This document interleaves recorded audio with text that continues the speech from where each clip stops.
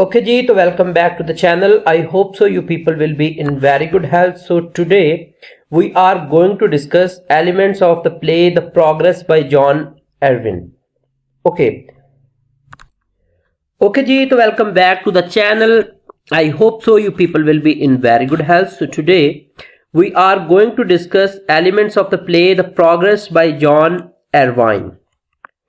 अच्छा, इससे रिलेटेड मैं आपको एक बात बता दूं जो कि इम्पोर्टेंट है आप लोगों के लिए जानना कि प्ले से रिलेटेड जो क्वेश्चन आता है वो क्वेश्चन की स्टेटमेंट कुछ इस तरह होती है कि write down the character analysis of any character from the play that you ever read, यानी कि जो प्ले जो स्टोरी कभी आपने लाइफ में पढ़ी है उसके कैरेक्टर का एनालिसिस आपने करना होता है।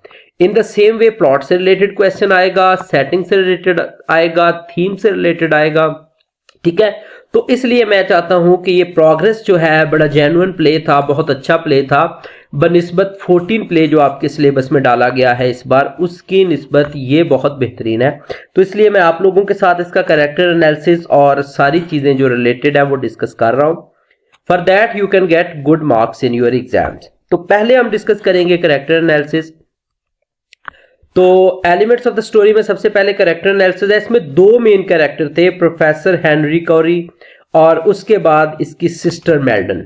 ठीक है, तो और तीसरा कैरेक्टर था मेड का, लेकिन वो इतना कोई इंपॉर्टेंट नहीं है। जब भी आप कैरेक्टर एनालिसिस लिखेंगे तो आप इन दो कैरेक्टर्स के बारे में लिखेंगे। तो professor Corey is a complex character driven by a thirst for fame and wealth. तो सबसे पहले फेम एंड वेल्थ के लिए थर्स्टी था ये इंसान। ठीक है, वो जितना भी बम शम बनाता है, आटम बनाता है, जो भी करता है। He is a brilliant scientist but lakhs empathy and compassion. Compassion मोहब्बत, काइंडनेस का जज्बा नहीं था, हमदर्दी नहीं थी दिल में। हिज ऑब्सेशन होता है lust for something. With his deadly invention blinds him to the potential consequences of his actions. ठीक है, तो उसको बस ये ऑब्सेस था अपनी इन्वेंशन को लेके, लेकिन उसके कॉन्सिक्वेंसेज का उसको अंदाजा नहीं था कि नताइज क्या निकलेंगे। He is a symbol of the destructive power of unchecked. अच्छा, यहाँ पे ये सिंबल लिखा जाता है ना, ये याद रखिए कि वो सिंबलाइज कर रहा है इस पूरी स्टोरी के अंदर डिस्ट्रक्टिव पावर को। ठीक है, डिक्टेटरशिप को, पावर को, ओके, फेम को, वेल्थ को, unchecked ambition and the dangers of the scientific advancement without moral consideration। ठीक हो गया। तो साइंटिफिकली जो चीजें हम यूज करते हैं उनका जो नताइज निकलेंगे उनको परखे बिना, उनको जाने बिना, we are just using the scientific चीजें। ठीक है, एटम जो है वो बनाया हमने और दुनिया को तबाह किया। पहले तलवारों से जंगें होती थी, बचने के चांसेस ज्यादा होते थे। अब एक धमाका होता है और दुनिया आधी की तबाह हो सकती है, आधी से ज्यादा। ठीक है, तो Corey is portrayed as a cold and calculating individual, more interested in his own glory than the well-being of humanity। इंसानियत से ज्यादा उसको अपनी जात में इंटरेस्ट था। He views his invention as a masterpiece। वो अपनी इन्वेंशन को बहुत अच्छी चीज समझता था। A tool to bring him fame and fortune। तो वो उसको लगता था कि ये चीज उसको फेम एंड फॉर्चून मतलब भी बहुत अच्छी किस्मत का मालिक बना सकती है, यानी वेल्दी बना सकती है। हिज सेल्फ सेंटर्डनेस, उसका जो अपनी जातियात में रहकर सोचना, is evident in his dismissive attitude towards his sister pleas to destroy the bomb. ठीक है, तो ये इस चीज की ऐनी शाहद है कि उसकी सिस्टर ने डिसमिस करना चाहा था। ठीक है, अपनी सिस्टर को भी उसने इग्नोर कर दिया, उसको भी खुश करने के लिए उसने बम को डिस्ट्रॉय नहीं किया। He prioritized his own desires over the lives of others। वो दूसरों की जिंदगी से ज्यादा अपनी जात के बारे में सोचता था। Demonstrating a lack of moral compass। ठीक हो गया, तो वो मोरली बहुत ही वीक इंसान था। Despite his intelligence, Corey is a flawed character। ठीक है, इंटेलिजेंट तो थी उसमें, लेकिन फ्लॉ था उसकी जात के अंदर, जिसको फ्लॉ को हिमार्शिया कहते हैं। His inability to see beyond his own ambitions makes him a tragic figure। ठीक है, तो उसको एक ट्रेजिक फिगर बना दिया गया। हीरो जो भी होता है उसकी जात में थोड़ा सा फ्लॉ होता है जिसको हिमार्शिया बोला जाता है, उसी वजह से हीरो से वो विलन का रूप धार लेता है, ट्रेजेडी आ जाती है। His ultimate demise serves as a warning against the dangers of unchecked power and the importance of considering the ethical implications of scientific advancement. वो अपनी ही बहन के हाथों आन पे मारा जाता है just to tell the people that कि अनचेक्ड जो पावर है वो आपको नुकसान पहुंचा सकती है अगर आप दूसरों को कंसीडर नहीं करते। उसके बाद दूसरा कैरेक्टर है मिसेस मेल्डन का। Mrs Meldon is a compassionate and morally upright character who represent the voice of reasons and humanity। ठीक है, तो ये कंपैशनेट लेडी है। कंपैशनेट होती है भाईचारा जिसके अंदर हो, दूसरों का लिए दर्द हो। अपराइट कैरेक्टर यानी कि एक इमर्जिंग कैरेक्टर है। Who represent the voice of reason and humanity, जो कि लॉजिक पे बात करती है और इंसानियत की बात करती है। She is grieving mother who lost her son in World War one and is deeply oppose to war and violence. तो वार एंड वायलेंस के वो बहुत अगेंस्ट है। ग्रीविंग मतलब गमजदा एक माँ है जिसने अपना बेटा जंग वर्ल्ड वार वन में खोया था। Her character is a stark contrast to her brothers, highlighting the destructive nature of his obsession। तो उसका कैरेक्टर जो है अपने ब्रदर को अपोज कर रहा है, यानी कि उसके टोटल ही अगेंस्ट है उसका कैरेक्टर। जितना बाइसफाक और जालिम है उतनी बहन नरम दिल है। Mrs. Meldon is a strong and determined woman who fights to prevent her brother from unleashing his deadly invention upon the world, जो कि अपने भाई को रोकती है from unleashing his deadly invention, जो अपनी deadly invention को मार्केट में लाने से। She is not afraid to challenge his authority and express her concerns even at the risk of her own life। ठीक है, तो वो नहीं डरी क्योंकि उसको पता भी था कि मर भी सकती है वो इस काम को करते हुए, लेकिन उसने हर मुमकिन कोशिश करके अपने भाई को रोकने की कोशिश की। Her courage and convictions make her a powerful and inspiring figure. तो उसका जो हौसला था, हिम्मत थी कि वो अपने भाई से लड़ पड़ी और उसको उसने मार दिया। So that was her, you can say that, bravery in the story. Mrs. Meldon character symbolizes the importance of empathy and compassion। वो भाईचारे और हमदर्दी की एक मिसाल थी। In a world often driven by self interest, तो चाहे उसका वो अपना जाती इंटरेस्ट ही था क्योंकि वो जंग नहीं चाहती थी। A tragic fate underscored the devastating consequences of unchecked ambitions and the need for moral responsibility in the pursuit of knowledge and power।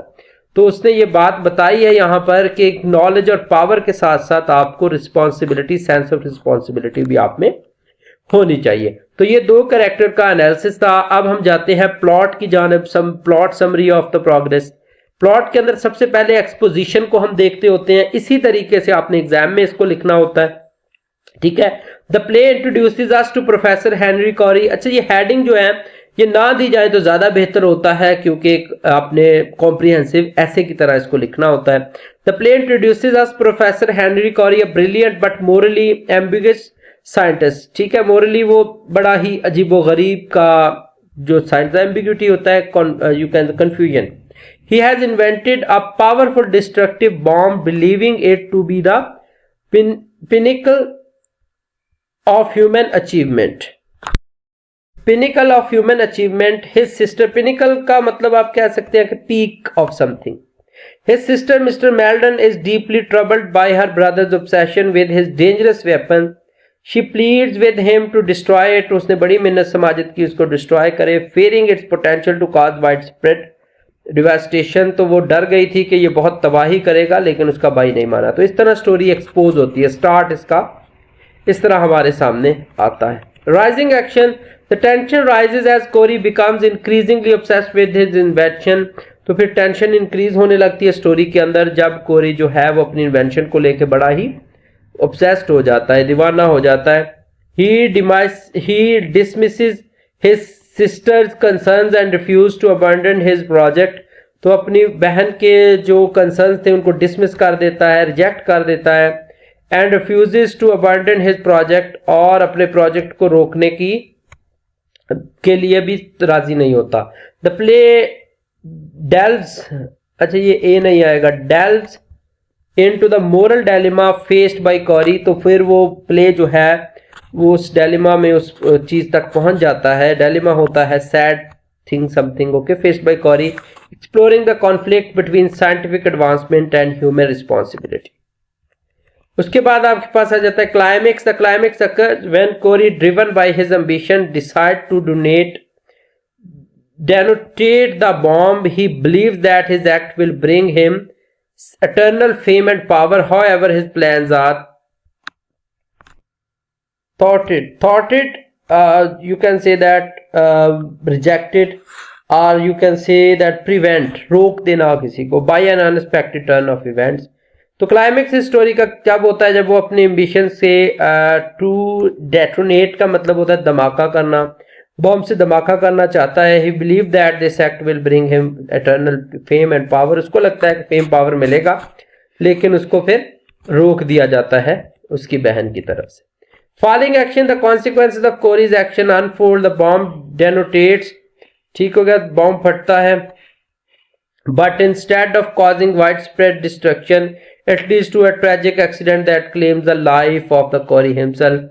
तो वो बॉम्ब कोरी की ही जिंदगी ले लेता है. मिसेस मेल्डन डिवास्टेटेड बाय हर ब्रदर्स डेथ. तो वो बड़ा अफसोस होता है उसको अपने भाई की डेथ का. Is left to grapple with the aftermath of his reckless pursuit of power.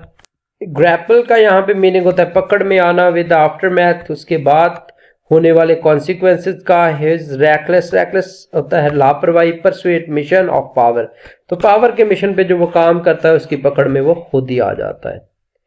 उसके बाद resolution. The play conclude with the sombre tone. Sad, sombre का मीनिंग होता है highlighting the destructive nature of unchecked ambitions and the importance of the moral responsibility.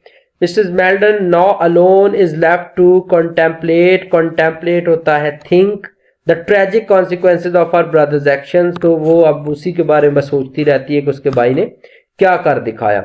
The play leaves the audience with a powerful message about the dangers of scientific advancement without ethical consideration. अब जब आप उनको morally ठीक तरीके से इस्तेमाल नहीं करते तो scientific advancement can harm you. उसके बाद नेक्स्ट क्वेश्चन है, क्वेश्चन आ सकता है write down the setting of the play that you ever read. इस तरह करके या किसी भी तरह स्टेटमेंट घूम फिर कर आ सकती है. तो the play the progress is primarily set in the contemporary domestic setting. Contemporary domestic असर हाजिर का जो वक्त है, अभी का जो वक्त है उसके डोमेस्टिक टाइम के अंदर, यानी कि domestic setting. You can say that setting at the village, okay, घरेलू or family, okay. This setting is crucial to play's themes and character development. तो ये अहम थी बड़ी setting. The domestic environment, usually a place of comfort and security, is transformed into the space of the tension and moral conflict. अच्छा, इसको थोड़ा सा open करके आपने लिखना होता है. सेटिंग वैसे तो 2 लाइन में भी पूरी हो जाती है, लेकिन वहां पे 2 पेजेस छोड़े होते हैं उन्होंने, तो उसी लिहाज से आपको इसको डिस्कस करना होता है, ठीक है.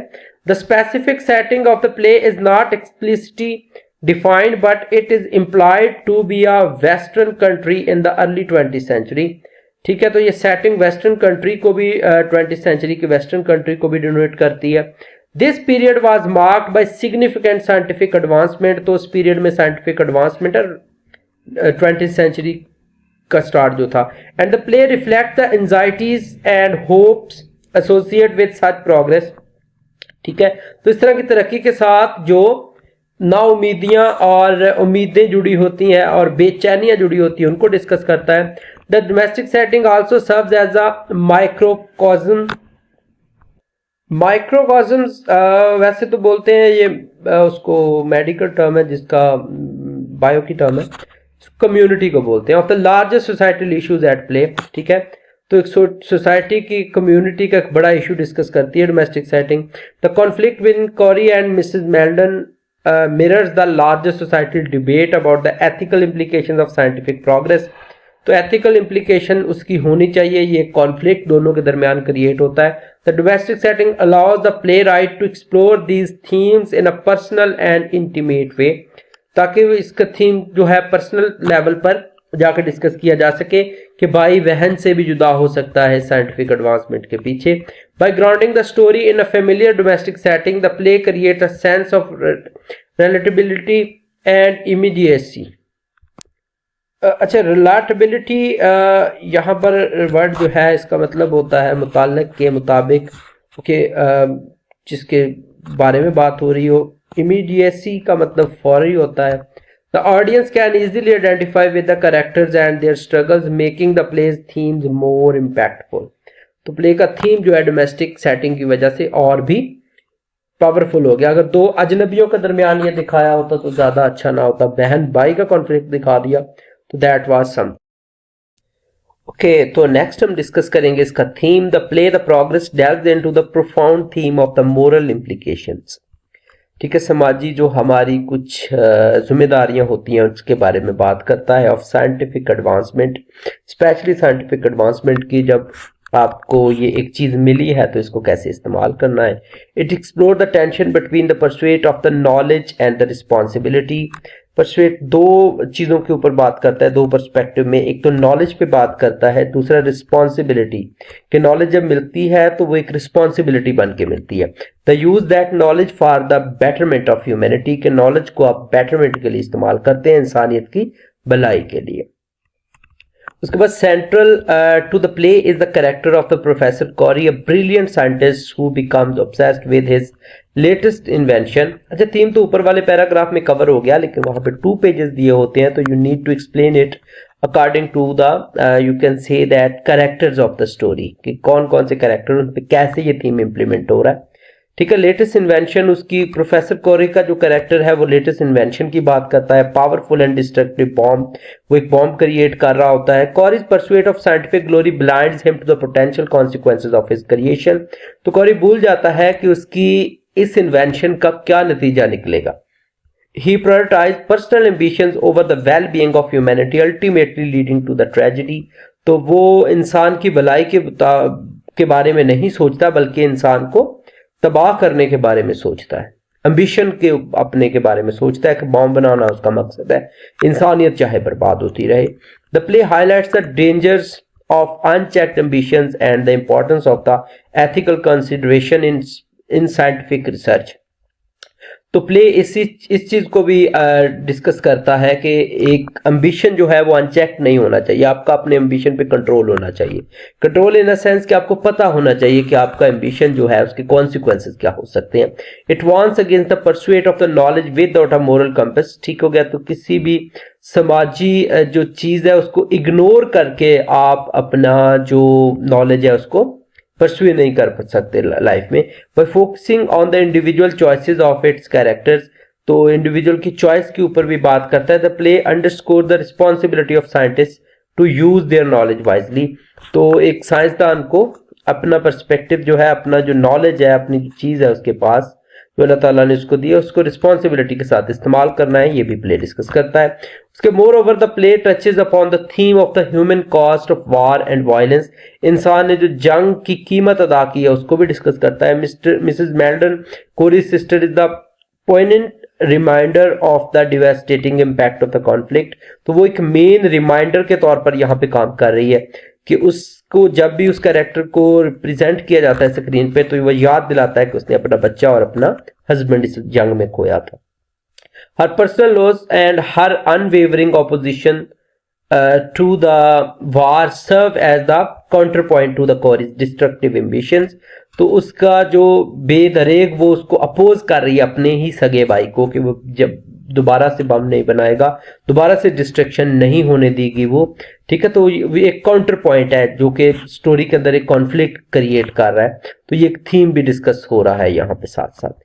In conclusion, the progress offers a timeless exploration of the ethical dilemmas that arises from the scientific advancement. ठीक है, साइंटिफिक एडवांसमेंट को डिस्कस करता है ये, और डायलेमा जो कि सिचुएशन के हिसाब से हम हमारी जिंदगियों में दाखिल होता है, जैसे उसकी सिस्टर की जिंदगी में दाखिल हुआ, जो कभी भी ना खत्म होने वाला जो एक डायलेमा है, जो कि एक सैड सीन है उसकी लाइफ।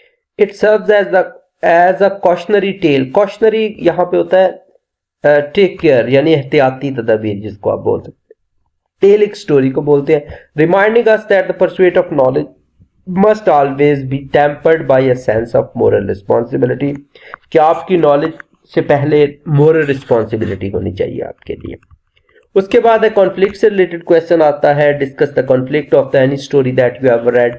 ठीक है, तो the primary conflict in the progress is an integral struggle within Professor Corey, mirrored by the external conflict between him and his sister, Mrs. Meldon.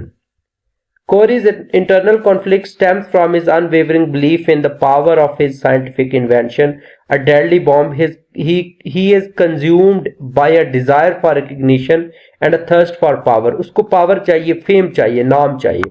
उसको नहीं फर्क पड़ता कि दुनिया बर्बाद होती है या आबाद होती है. Leading him to disregard the potential consequences of his creation. तो उसको नहीं पता कि उसकी क्रिएशन के क्या नतीजे निकलेंगे. This internal conflict drive his action and ultimately lead to tragedy. तो ये कॉन्फ्लिक्ट उसकी सिस्टर के बिल्कुल अगेंस्ट उसका जा रहा है. सेकेंडली इस यहाँ पे एक्सटर्नल कॉन्फ्लिक्ट जो है, कॉन्फ्लिक्ट की बेसिकली टाइप्स होती हैं, internal conflict and external conflict. Internal conflict man versus self होता है कि एक इंसान की खुद से लड़ाई, और एक्सटर्नल कॉन्फ्लिक्ट में बहुत से आती हैं टाइप्स, जिसमें मैन वर्सेस मैन आ जाता है, man versus society, man versus nature, man versus you can say that society. Okay, तो ये सारे के सारे एक्सटर्नल में आते हैं. तो externally Corey's conflict with mrs Meldon, तो एक्सटर्नली उसका अपनी बहन के साथ कॉन्फ्लिक्ट था. Is a stark contrast between two opposing view points. तो दोनों के व्यू पॉइंट्स जो थे वो अलग अलग थे. Mrs Meldon a compassionate and morally upright character. तो मिसेस मेल्डन का कैरेक्टर बहुत अच्छा था, कंपैशनेट थी, लोगों की भलाई चाहती थी. Represent the voice of reason and humanity, जो कि इंसानियत दिखाती है और लॉजिक दिखाती है बात के अंदर. She pleads with her brother to destroy the bomb fearing its destructive potential. उसने अपने भाई की बड़ी मन्नत समाजत की कि इस डिस्ट्रक्टिव पोटेंशियल जो आप क्रिएट करना चाहते हो, इस उसका डरावा देकर, उससे डरा के उसने अपने भाई को बाज रखना चाहा. Her pleas however fall on deaf ears as Corey remain steadfast in her pursuit of scientific glory. तो उसकी सारी की सारी जो माफियां तलाफियां थी, जो मन्नत समाजत थी, मिन्नत समाजते, सारी की सारी फेल हो गई, और वो डेफ यानी कि उसने अपने कान बंद कर लिए इसकी बातों पर. उसने कुछ नहीं सुना और वो उसी बात पर डटा रहा. दिस एक्सटर्नल कॉन्फ्लिक्ट एक्सक्लेट होता है इंक्रीज कर देना. As mrs Meldon becomes increasingly desperate to prevent her brother from unleashing the bomb. तो उसने अपने भाई को बाज रखने की हर मुमकिन कोशिश की, लेकिन उसका भाई किसी भी तरह से बाज नहीं रहना चाहता था. The tension between the two character reaches its climax when Mrs Meldon takes drastic action to stop Corey. तो जब उसने एक शदीद एक्शन लिया अपने भाई को रोकने के लिए, ultimately leading to his demise and the destruction of the bomb. तो फाइनली उसने वो बम जो है वो तबाह हो गया, वो खत्म हो गया, और उसकी ज़ात में उसका अपना ही भाई आ गया. The resolution of the conflict highlights the destructive nature of unchecked ambitions. तो अनचेक्ड एम्बिशन की डिस्ट्रक्टिव नेचर को यहाँ पे एक्सप्लेन किया गया है. And the importance of the moral responsibility. It underscore the idea that scientific advancement must always be tempered by ethical consideration. कि science में कोई भी एडवांसमेंट आती है वो एथिक्स से बड़ी नहीं होती. एथिक्स को आपको मलहूज़े खातर रखना पड़ता है. क्लाइमेक्स ऑफ द, अच्छा क्लाइमेक्स से अलग से क्वेश्चन आ जाता है, क्लाइमेक्स एंटी क्लाइमेक्स का, तो इसलिए मैंने क्लाइमेक्स को अलग से डिस्कस किया है. The climax of the progress occurs when professor Kori driven by his relentless ambitions. ठीक हो गया, अपना बहुत जिस बारे में पुरजोश था वो रिलेंटलेस एम्बिशन के बारे में, decide to detonate the bomb. Detonator bomb को you can see that apply कर देना, फाड़ देना. This moment represent the culmination of this obsessive pursuit of scientific glory. So culmination होता है खात्मा करना, खत्म करना, of this his obsessive pursuit of scientific glory. तो उसने अपना यानी कि उसका खात्मा करने की कोई कोशिश नहीं की, लेकिन वो उससे दुनिया का खात्मा करना चाहता था और साइंटिफिक ग्लोरी का खात्मा करना चाहता था. As he prepares to initiate the detonation the tension reaches its peak. जब वो उसको तबाह करने के बिल्कुल करीब पहुंच गया तो फिर उसमें टेंशन क्रिएट हो गई. The audience is left on the edge of their seats anticipating the catastrophical consequences of his action. तो ऑडियंस जो है उन्होंने अपनी सीटें छोड़ दी, एंटिसिपेटिंग, ये सोचते हुए the catastrophic consequences of his action, कि अब इसके बुरे नताज निकलेंगे. क्लाइमेक्स असल में होता ही ऑडियंस के लिए है, यानी कि ऑडियंस को ग्रैब करने के लिए. However a sudden unexpected turn off events thoughts Cori's plan. तो एक सडन इवेंट हुआ जिसने कोरी के प्लान खत्म कर दिए, leading to a tragic outcome, जो कि ट्रेजिक आउटकम हुआ, जो कि कोरी जिसके अंदर खुद मारा गया. This unexpected twist marks the climax of the play. तो वो ट्विस्ट जो है क्लाइमेक्स के तौर पर सामने आया। Leaving the audience turn and contemplating the devastating consequences of unchecked ambition. Audience को उसने हैरान कर दिया, एंड कंटेम्पलेटिंग सोचने पर मजबूर कर दिया, द डिवास्टेटिंग कॉन्सिक्वेंसेस कि उसके तबाह कर देने वाले जो नताइज निकले ऑफ अनचेक्ड एम्बिशन कि अगर आप अपने एम्बिशन पे गौर व ख्वास नहीं करते। अब टोन, स्टाइल एंड मोड देखते हैं। The place tone is predominantly sombre and reflective. Predominantly के बहुत ज्यादा जिसपे असर अंदाज हुआ वो सैड टोन है, और रिफ्लेक्टिव है यानी कि सोच वाली है, with moments of intense drama and suspense, जिसके अंदर इंटेंस ड्रामा चल रहा है, सैड स्टोरी चल रही है। The author employees a formal and elevated style reflecting the serious nature of themes explored। Formal and elevated का मतलब होता है बुलंद, बड़ा hi fi. Reflecting the serious nature of the themes explored, ठीक है, तो सीरियस किस्म का थीम जो है इसके अंदर डिस्कस किया है। The mood of the play is characterised by a sense of foreboding and impending doom as the audience become increasingly aware of the tragic consequences of Corey obsession। Forwarding का मतलब होता है सुनना, हेयर से related है, and impending आपके पास होता है अबाउट टू कम, जो चीज अभी अभी होने वाली है। डोम अजाब को बोलते हैं, ठीक है। as the audience becomes increasingly aware of the tragic consequences of Corey's obsession। Last है हमारे पास point of view. The play is primarily told from an omniscient. Omniscient हमारे पास होता है वो बंदा जो सब जानता हो। Point of view, allowing the audience to access the thoughts and feelings of multiple character. Simple, ये थर्ड पर्सन के पॉइंट ऑफ व्यू से लिखा गया है। This narrative perspective provides a comprehensive understanding of the character's motivation and the underlying conflicts. However, the focus remains on Professor Corey, and the audience is invited to delve into the complex psyche and witness the destructive impact of his ambition। ठीक हो गया, तो audience के भी remarks include किए गए इस तरह के स्टोरी के अंदर। एक ठहराव लाया गया राइटर की तरफ से ताकि ऑडियंस खुद डिसाइड कर पाए कि इसका एंड होना चाहिए। The adopting an omniscient point of view, the playwright is able to explore the broader societal implications of scientific advancement and the human cost of war।